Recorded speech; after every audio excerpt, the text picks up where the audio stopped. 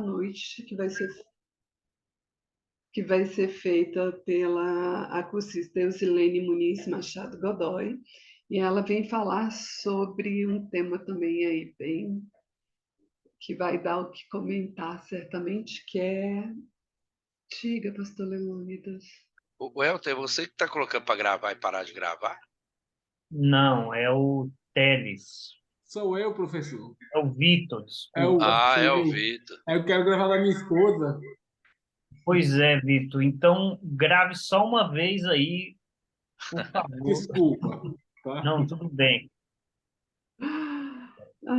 Então, nós vamos passar para a da Eusilene, que traz o tema de trindade de forma muito específica na discussão realizada por Tertuliano. Eusilene.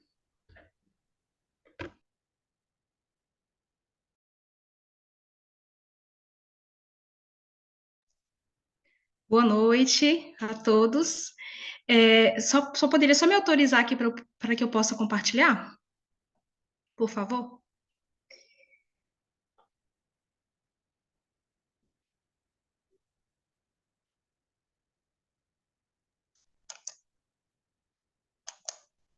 Prontinho, Eusilene. Obrigada, professor Elton.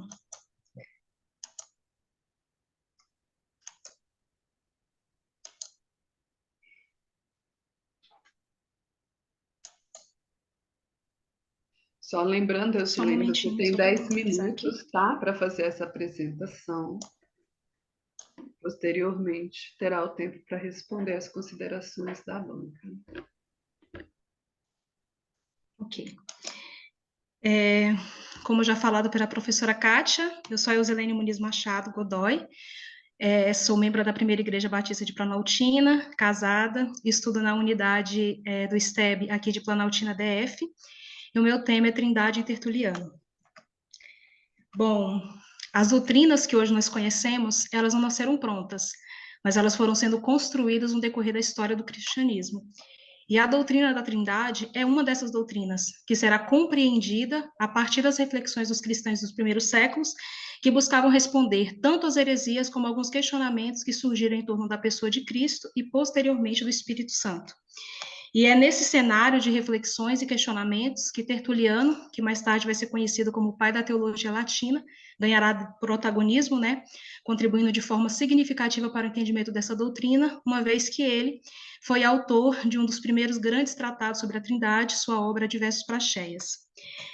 O presente trabalho, ele é composto primeiramente de uma fundamentação teórica, a qual se divide em 3 capítulos. No primeiro, apresenta-se a vida e obras escritas por Tertuliano. No segundo capítulo, aborda-se a maneira como os cristãos dos primeiros séculos entendiam a Trindade. E, por fim, expõe as contribuições de Tertuliano para o entendimento de um Deus trino. O objetivo do trabalho é apresentar as contribuições teológicas de Tertuliano sobre a doutrina da Trindade. A metodologia utilizada se constituiu de uma pesquisa e revisão bibliográfica para a elaboração da fundamentação teórica, mais análise de conteúdo. Tá passando. Vocês conseguem ver os meus slides? Não está passando para mim, não. Não. Nós estamos te ouvindo Não. bem, mas os slides não estão passando. O que eu posso fazer, então, aqui? Você pode colocar no modo apresentação. Isso. Tenta colocar de novo. Tá.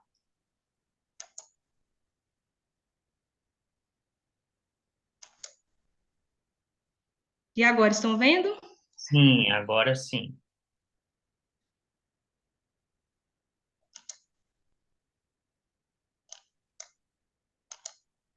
O texto está Desculpa. Não, tá tudo bem. O slide está análise e discussão? Tá. Consegue visualizar agora? Sim. Ok. Bom, o trabalho ele foi apresentado dentro de uma perspectiva da história da igreja, e as questões propostas por Tertuliano favoreceu a refutação das heresias, conhecidas como patripacionismo, barra monarquia, ou monarquianismo, vai depender muito aí do historiador, né, que eram vigentes na época. O patripacionismo, ele foi disseminado para Praxeias, E em síntese, né, defendia que o Pai, Filho e Espírito Santo eram três modos como Deus ele se manifestava, ou seja, ora Deus era Pai, ora Deus era Filho, ora Deus era Espírito Santo. E dentro dessa perspectiva, né, eles acreditavam que foi o Pai que sofreu a paixão, foi o Pai que morreu na cruz do Calvário. E dentro do entendimento da monarquia, o monarquianismo já entendia que a Trindade era uma divisão da unidade. Eles acusavam a igreja aí de adorar três deuses em vez de um único Deus. E Tertuliano ele vai refutar essas heresias e vai apresentar alguns argumentos, né, para poder refutar e defender a Trindade. E o primeiro argumento que ele vai se utilizar é a unidade do Pai, Filho e Espírito Santo, sem negar sua distinção, ou seja, para Tertuliano, o Filho como o Espírito Santo não são iguais em todos os aspectos, pois apesar de participarem de uma única e indivisível substância, isso não impede que eles sejam três pessoas diferentes. Um segundo argumento que ele vai apresentar é que a monarquia é um relacionamento orgânico entre as três pessoas da Trindade, ou seja, não existia uma divisão a ponto de alegar que três deuses eram adorados, mas que, na verdade, essa ideia de exclusão, de divisão, era, na verdade, uma tentativa de negar o Filho, dando testemunho aí da fé judaica, que se recusava a acreditar que Jesus Cristo era o Filho de Deus. Um terceiro argumento que ele utiliza é que Deus não estava sozinho antes da fundação do mundo, e ele vai tomar por base o texto de Provérbios, capítulo de número 8, verso 22 e 25, Gênesis, capítulo 1, verso 2 e 26, e o capítulo 1 do Evangelho de João, para fundamentar esse argumento. E, por fim, um dos pontos mais importantes que Tertuliano vai refutar e vai falar na sua obra é que o Pai não sofreu a paixão. E ele vai dizer que os propagadores dessas heresias cometiam uma blasfêmia a falar que o Pai sofreu a paixão, que o Pai morreu na cruz.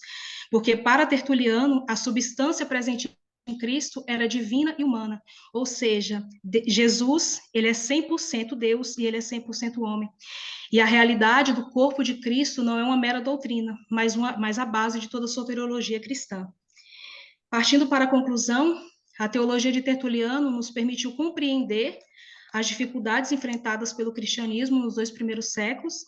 Seus escritos foram e são de extrema relevância por refletirem tendências inerentes vivas na comunidade cristã primitiva, contribuindo assim para o entendimento dessa doutrina na atualidade. Tertuliano nos apresenta uma linguagem adequada para expressar esse grande mistério trinitário, introduzindo os termos de três pessoas, uma substância e a divina economia, sendo que a divina economia vai ser um dos pontos, né, abordados por ele, que vai ser mais comentado pelos pais da igreja nos séculos seguintes.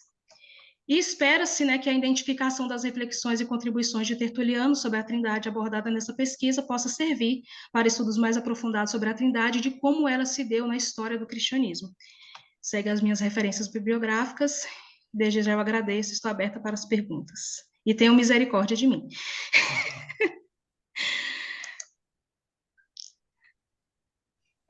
Muito bem, Zilene, parabéns pelo trabalho, pela apresentação. Foi objetiva, né? Que coisa boa. E nós vamos, então, passar a palavra agora para o professor, pastor Wellington Ricardo. Eusilene, parabéns pela escolha do tema. É um tema também muito interessante. É um tema que eu gosto. Difícil, né? Eu acho que você foi bastante corajosa em escolher um tema como esse. É um tema complexo, de difícil conceituação, e eu diria que ainda está em aberto. Né? E você foi muito inteligente com o recorte, já começou ali dos primórdios. Isso significa que você começou do começo, vamos dizer assim, e tem um bom tempo aí durante a sua vida, até o final dela, para poder caminhar até o século XXI. Quem sabe século XXII, se você chegar até lá, né? Então, é um bom tempo de pesquisa. E a primeira pergunta é a mesma que eu fiz para a Elaine, por que você escolheu esse tema? Professor, assim, eu sou apaixonada pela história, por história, né? E é uma área que eu quero seguir estudando. E eu gosto de entender o princípio das coisas, eu gosto de entender como as coisas elas funcionam, como elas começaram. E quando eu entrei no curso, muitas coisas foram desconstruídas para que novos ensinamentos, né, fossem aprendidos. E aí surgiu essa curiosidade, como que surgiu as doutrinas? E aí eu cheguei até a doutrina da Trindade, como é que ela foi construída? Porque ela teve um processo, né, de gestação, de reflexão, de discussão, que vai até o quarto século para poder ter uma definição lá nos concílios, né? Então eu me apaixonei tive curiosidade e quis entender como que essa doutrina ela foi construída para a gente ter o entendimento que nós hoje temos, que nós defendemos a Trindade, nós defendemos que nós cremos no Pai, Filho e Espírito Santo de Deus. Mas por que nós cremos assim? Então, essa foi a minha motivação. Ótimo, legal. Uma outra pergunta é se você teve acesso a algum material do Tertuliano, e não apenas autores falando sobre ele. Sim, professor, eu estudei a própria obra, né? Aqui eu encontrei, lógico, no artigo na internet, né? Tem esses questionamentos, se é original, se não é, mas eu parti da própria obra Adversos Praxeas. Tá, e com relação à citação, você fez da própria obra ou você fez a partir do Justo Gonzalez? Eu fiz de ambos, né? Tanto da própria obra, como de Justo Gonzalez e também do Carnes também.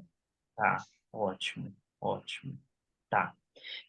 Com relação à forma, eu gostaria de sugerir que você encaminhasse o seu trabalho para uma revisão ortográfica, tá? E por que que eu estou sendo criterioso com relação a isso?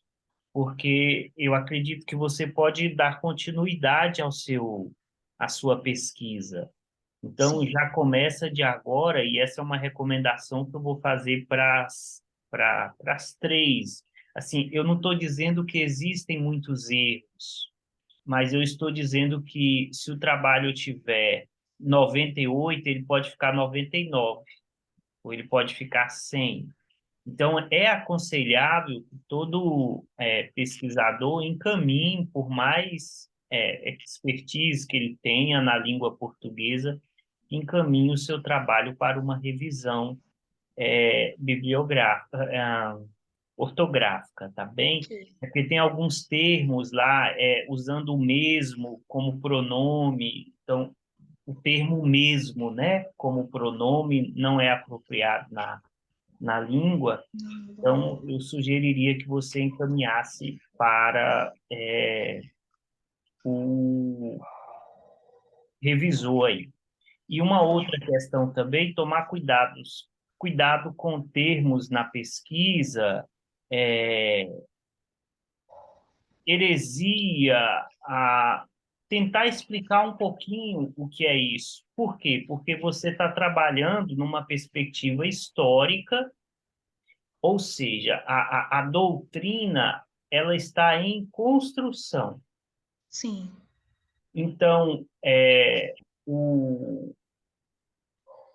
o debatedor lá, no caso o Praxeas, junto com o Tertuliano, pode chamar um ao outro de herege, mas você que está escrevendo aquilo que vier de você, eu acredito que não seria interessante, porque você está expondo entre dois grandes teólogos lá, né? Então, evitar um pouco desses termos de cunho, assim, pessoal, de opinião própria, né?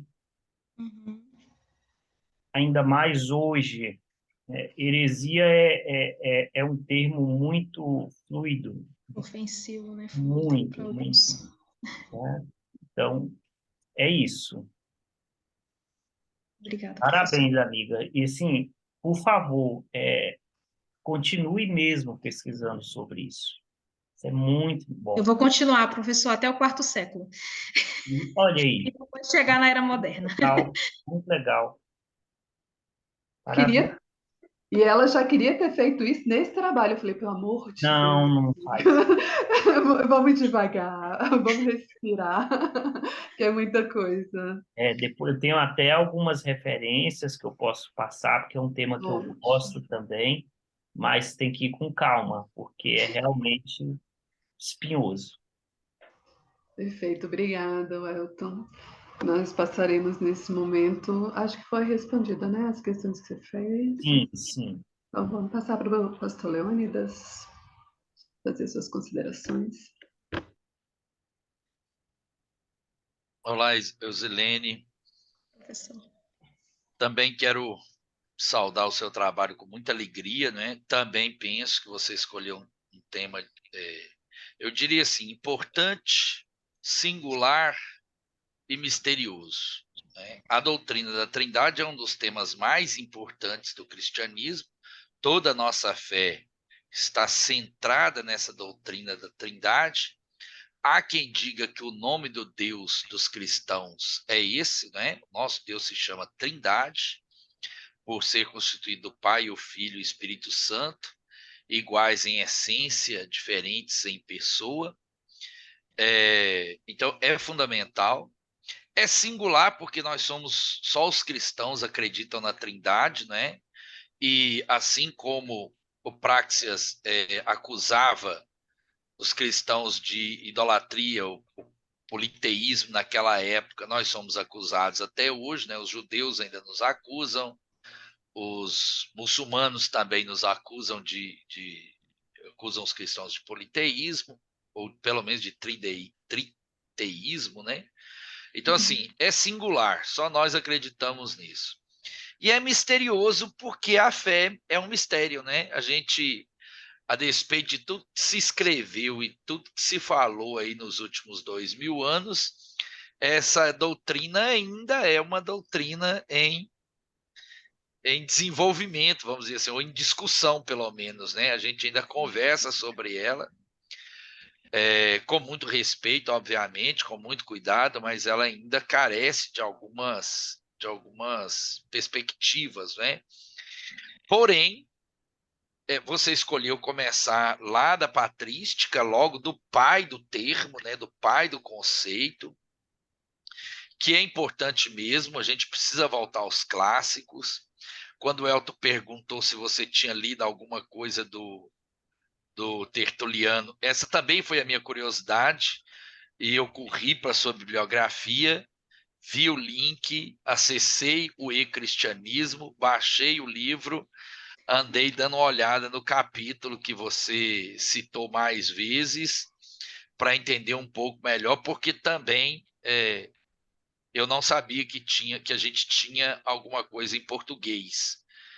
Traduzido em português. Inclusive, tem comentários lá, tem algumas notas explicativas, eu achei interessante. Não sei, não tenho condições de avaliar se a tradução é boa ou é ruim, eu não sou capaz disso, mas digamos, lá em Minas a gente diria assim, ó, essa tradução que tem aí é a melhor que está tendo, ou seja, é a única, né?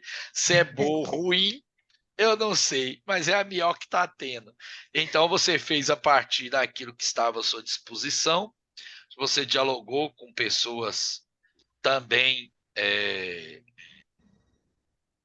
balizadas, né? Você discutiu com alguns autores. Acho que você discutiu mais com historiadores, Sim. talvez pudesse ter pegado um teólogo sistemático aqui ou ali, não é? Que cuidam da doutrina com um pouquinho mais de fineza, de requinte, né? Porque o historiador ele passa pela história, né? Ele lê a história ali e segue, né? O teólogo sistemático ele vai discutir o tema. Talvez pudesse ter entrado na sua discussão um teólogo sistemático, mas pela própria abordagem da patrística, você teria que escolher um teólogo sistemático que fizesse uma análise da patrística, né? Então, isso é delicado também. Sobre as questões, também vou passar isso para vocês, sobre as questões também de forma, digo mesmo que eu disse para a Elaine, eu não sei, né? Pode ser até que você já andou corrigindo isso aí, mas se não, é preciso verificar. Também observei que, com relação aos padrões da BNT, as margens do seu trabalho não seguem as margens adequadas, né? Na sua está assim, superior 2,5, inferior 2,5, esquerda 3 e direita 3. O correto seria 3 na superior, 3 esquerda, 2 inferior e 2 à direita. Então, eu passo aqui até o padrão, né? E o seu não está no padrão. Também observei, né, alguns problemas de espaço entre linhas, especialmente nas citações com recuo. Eu observei que nas suas citações com recuo, tem uns que o recuo está em 4, que é o correto, tem outras que estão em 2, tem umas que o espaço está 1,5, você tem uma citação que está com fonte 12, eu sei que ela está recuada, portanto eu sei que é uma direta com recuo, porque ela está recuada, mas ela manteve a fonte 12 e o espaçamento de 1,5. Então tem umas coisinhas assim. Também tem umas palavrinhas, né? Eu também sinalizei tudo direitinho, algumas poucas palavras. Também alguma palavra que eu acho que no digitar, né? Também acontece. Você vai digitar uma coisa, ela antecipa para você e acaba que não era aquilo, talvez, né? Então, por exemplo, você cita lá que o Tertuliano se afastou do catolicismo, foi para o maniqueísmo, eu acho, e aí ele morreu dissente, né? Dissente.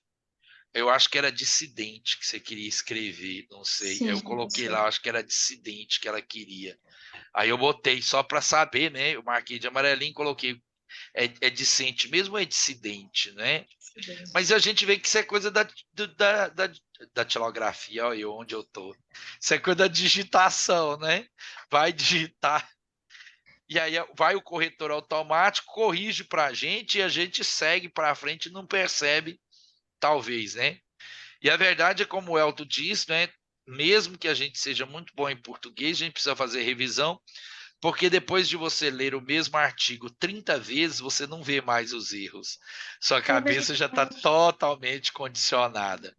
Mas é muito pouca coisa mesmo. Eu sinalizei todas, vou enviar para você. Eu parabenizo você pela coragem de pegar um texto clássico, né? Voltar a um tema, a um autor tão antigo, né? Um texto da patrística para debater é realmente muito, muito importante. O que mostra sintonia também, assim, indireta, inconsciente, né?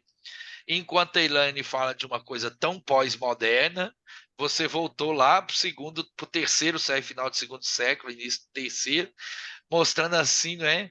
Como é que nós estamos na mesma sala, ouvindo os mesmos conteúdos e somos capazes de falar de coisas separadas de 1.800 anos. Então, eu achei bastante interessante, tá bom? Parabéns, beijo para você.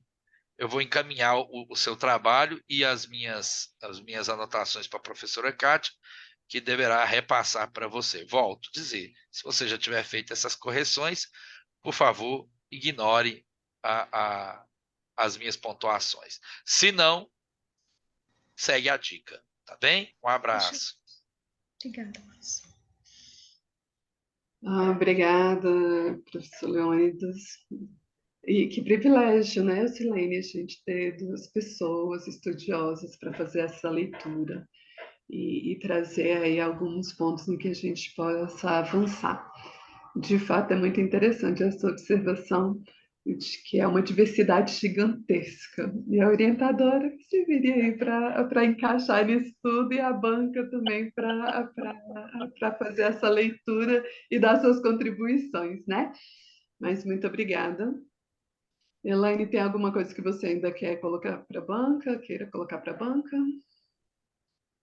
Acho que você respondeu todas as questões, né? Então, obrigada. Daqui a pouco a gente volta a falar sobre a avaliação de vocês. E vamos então, Geralda, preparada? Vamos agora falar do trabalho da Geralda. Professora, perdão. As minhas considerações finais, eu posso? Que eu queria agradecer? Ou vai ficar para o final? Pode ficar para o final, sim. Ai, então tá bom. Tá bom? Obrigada. A gente vai passar agora para o trabalho da Geralda.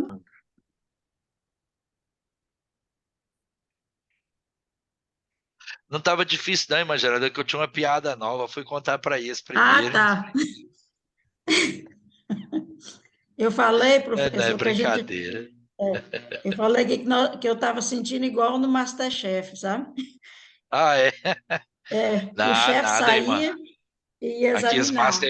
Aqui os Masterchef lá é muito. Aqui o pessoal lá é carrasco demais, Deus me livre. São carrascos, são, mas aí vocês não são, não. Só foi uma Não, comparaçãozinha de leve. não, ó, se a senhora me comparar com o Jacan, eu reprovo a senhora. Ah, meu Deus, não comparo, não, de jeito nenhum. Só foi O uma Elton brincadeira. tá parecendo aquela cozinheira lá da Argentina. O Elton tá a cara dela, esqueci o nome dela. Só foi uma piada dessa que o senhor conta aí, sabe? Essa comparação. E Ai, a ai. Kátia? Olha eu fazendo discípulo. Até a irmã Geralda tá fazendo piada, eu fazendo discípulo aí, Elton. Uhum. A Guardando só a Kátia professora chegou. Kátia voltar aqui direitinho.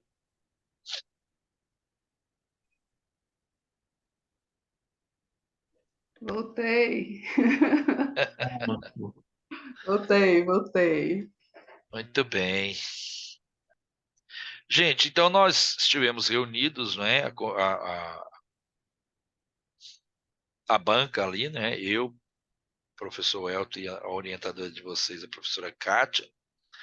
Demoramos um pouco, porque nós fomos conversar sobre cada trabalho individualmente, né? Nós não falamos dos três ao mesmo tempo.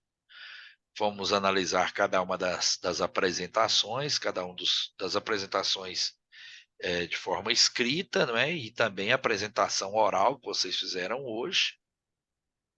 Conversamos um pouco e chegamos ao seguinte veredito: nós ficamos satisfeitos com os trabalhos de vocês estão aprovadas, todas três, ficamos orgulhosos de vocês até mesmo, né?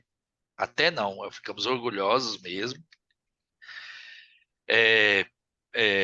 Pelo esforço de vocês, pela dedicação, pela coragem de vocês de ter encarado o trabalho, né? É aquilo que eu estava brincando, não é hoje que a gente chora para apresentar o trabalho, né? A gente passou semestre chorando em cima das folhas, tentando escrever. Eu tenho certeza que foi. A gente sempre fala assim: todo trabalho é um parto, né? Todo trabalho é um parto, não é fácil. E nós ficamos assim muito satisfeitos com o que vocês apresentaram, e decidimos então unânimes, né? Não houve nenhuma, né, não foi como o voto do STF que fica 2 contra 1, né? Foi unânime. Nós votamos unanimidade em aprovar as três alunas. Porém, vocês terão 30 dias para fazer as revisões, né, as pontuações que nós fizemos. Então, eu já vou enviar para a professora Kátia agora o meu parecer, juntamente com aquilo que eu observei, com as versões que eu recebi, com o que eu marquei, as pontuações que o pastor Welto fez e as pontuações que a professora Kátia poderá fazer, né, nessa última revisão. Vocês terão um bom prazo de 30 dias para fazer esses pequenos ajustes, né? E daqui 30 dias, apresentando essas correções, estarão aprovadas. Mas se as correções não forem feitas, aí não. Né? A aprovação, hoje, pelo que vocês apresentaram, está tudo certo. Mas como tem revisão, precisa de 30 dias para revisar. Tá bem? E aí vocês vão enviar para a Aprovadas pastora. com ressalvas, né? É, aprovadas com Ah, ressalvas. Tá bem? Parabéns a vocês, Deus abençoe. Nós queremos incentivar as três a continuar estudando, né? Não parem de estudar. Vocês puxaram uma linha de pesquisa, como vocês observaram. Nós comentamos nas três que ainda há coisa, não é? Há material para ser acrescentado. Então a gente faz isso mesmo, a gente diz isso na formação. A gente apresenta um pouquinho no TCC de graduação, depois um pouquinho na especialização. A gente não joga tudo na graduação, porque senão falta munição para pós. Então a gente faz uma coisa, né, um pouco mais resumida, mais específica, amplia, mas não amplia tudo na pós, porque você precisa deixar um pouquinho para o mestrado, porque senão depois você vai ter que pesquisar uma coisa completamente nova, né? Mas o nosso conselho para vocês é que vocês continuem estudando, né? Isso será bom para vocês e será bom certamente é, é, para a igreja de vocês e também para a comunidade evangélica de um modo geral, né? Então esse é o nosso conselho para vocês. Quer dizer alguma coisa, Elton? Não, eu tô em paz. Professora Kátia? Em paz é um bom termo, né? Para o dia de hoje. Acho que as meninas vão dormir em paz, vai estar todo mundo em paz. Parabéns.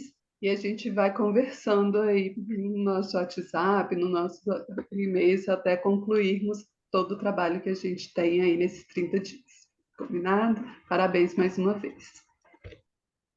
Eita glória! Então vamos orar agradecendo, né? Senhor Deus e Pai, em nome de Jesus, nós queremos agradecê-lo por esta reunião. Quero agradecer ao Senhor especialmente por essas 3 alunas, a Elaine, a Osilene, a Geralda. Ó Deus, que hoje fizeram a sua apresentação, a defesa do seu trabalho de maneira oral. Ó Deus, agradeço porque o Senhor capacitou cada uma delas e elas conseguiram apresentar o trabalho. E quero agradecer porque também elas obtiveram o êxito da aprovação.